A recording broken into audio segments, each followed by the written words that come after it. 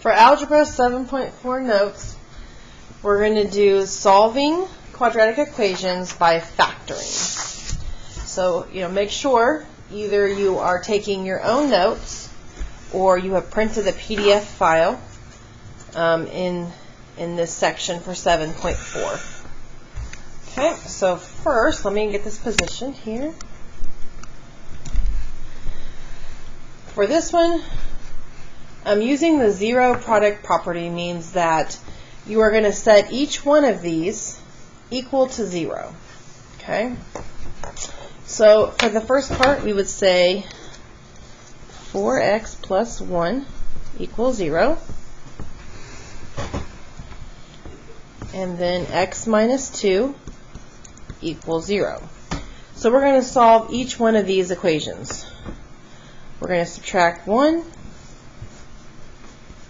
4x would equal 0 minus 1 would be negative 1. Okay. Then I would divide by 4. And that would give me a decimal. So I'm just going to leave that negative 1/4. For the second one, we're just going to add 2. And 0 plus 2 is 2.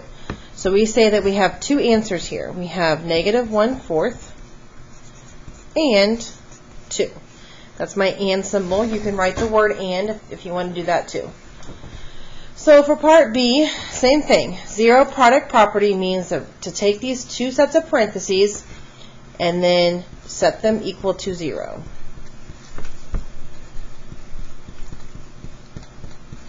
And then we solve each one. So here we add 12. So 4x equals 0 plus 12 is 12. Then we divide by 4. And 12 divided by 4 is 3. For the second one, 3x plus 11. We would subtract 11. 0 minus 11 is negative 11. Divide by 3.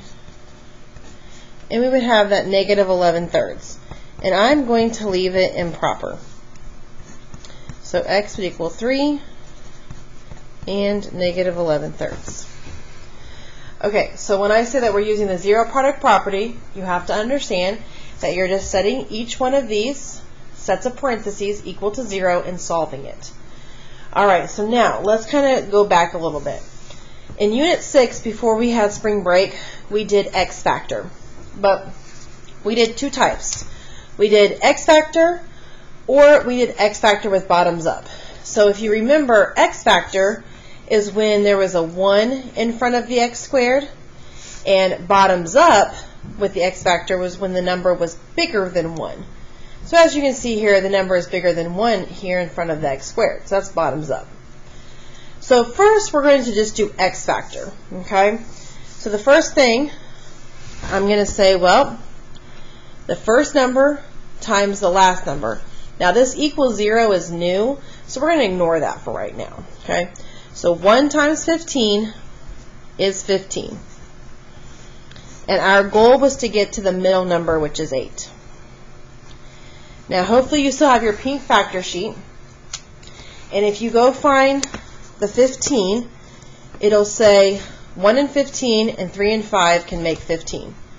So which one of these pairs can also make an 8? And yes, it would be 3 and 5. Okay? So 3 and 5 would add to be 8 and multiply those to get 15. So now I'm going to write them out in factored form with the parentheses. So x plus 3, x plus 5. Now, this part we have done. We have practiced this. You tested on this in Unit 6. We have understood factoring. But now we're factoring and solving. So key word there is to solve using factoring. So now the equal 0 is new. And we're now going to use this property, zero product property, to solve this. So we would say x plus 3 equals 0. x plus 5 equals 0. Then we would just solve. So these are just simple one-step equations. I subtract 3. I would subtract 5. And so 0 minus 5 is negative 5.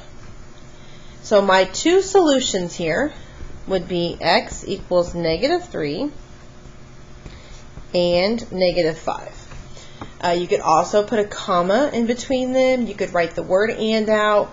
But if you put a comma, it is not an ordered pair. It would just be a list of numbers that you would say x could be. Okay, for the next part, we're going to ask ourselves, is this x factor or is it bottoms up? And we discussed that it was going to be bottoms up because that number is bigger than 1. So, we would say 5 times 12 is 60. And our goal is to get to 16. So we look at the pink factor sheet and we figure out the factors of 60. And we figure out, okay, which one of these could make a 16 if we had to add them together. Okay, 6 and 10. I know I'm adding because in the original problem, everything is positive. So we would say, okay, x plus 6, x plus 10. And because it's bottoms up, we have to divide by that first number. So we ask ourselves, can this divide or reduce? Neither. So I bring the bottom up. Here, this can divide to be 2. Okay, so now this is what we learned in Unit 6. So this is all old material, reviewing this material. Now, we would set equal to 0, and we're going to solve. So 5x plus 6 equals 0, and x plus 2 equals 0. So I'm going to subtract 6. 5x equals negative 6. Divide 5. And x equals negative 6/5. Over here I would subtract 2. And 0 minus 2 is negative 2. So my solutions are negative 6/5 and negative 2. Again, I'm going to leave it improper. Okay, now, in the last two examples, we're still going to be doing x factor, but you'll notice that it doesn't end with a 0. And in this case, just like in the 7.3 notes, when you see that y equals, you're thinking to make it, oh, equals 0. Because it says to solve, especially by factoring. Okay, so now, for letter C, would this be x factor or x factor with bottoms up? Well, in front of x squared we have a 1. So if it's just a 1, it's normal x factor. So 1 times negative 40 is negative 40. We're trying to get to the middle number, which is a negative 3. So we're looking at the numbers of 40, or the factors of 40. And I'm going to have to either add or subtract to get a negative 3. So it looks like 5 and 8. We practiced in Unit 6 that if you put the small number first and then the bigger number second, that this side of the x should match their signs. So because there's negative 3, that bigger number should also be negative. So sorry about that, guys. So 5 minus 8 would be negative 3. So now let's go ahead and write it in factored form.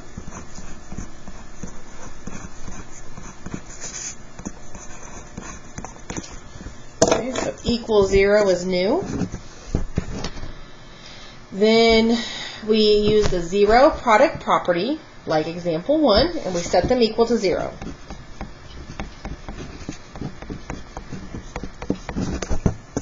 So So I subtract 5.